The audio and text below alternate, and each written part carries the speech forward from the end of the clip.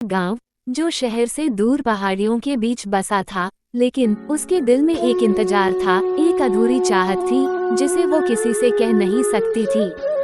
साक्षी अपनी बीमार माँ और छोटी बहन की देखभाल में ही व्यस्त रहती थी।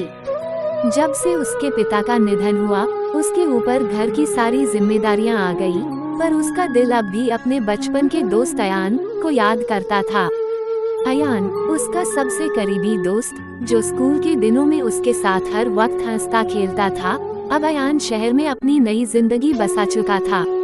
वो दोनों एक दूसरे से कई सालों से नहीं मिले थे, पर चिट्ठियों के जरिए उनकी बात होती थी।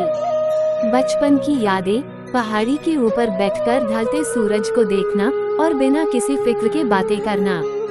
अयान के साथ बिताए हुए बचपन के उन पलों को साक्षी आज तक भुला नहीं पाई।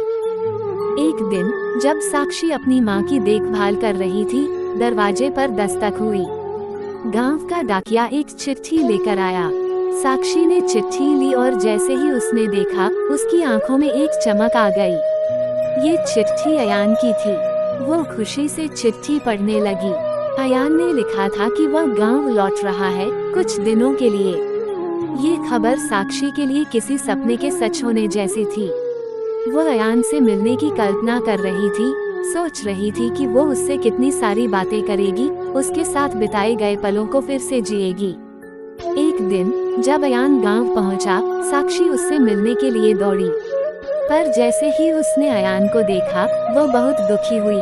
अयान का चेहरा बदला बदला सा था। उसके चेहरे पर थकान और उदासी झलक रही थी।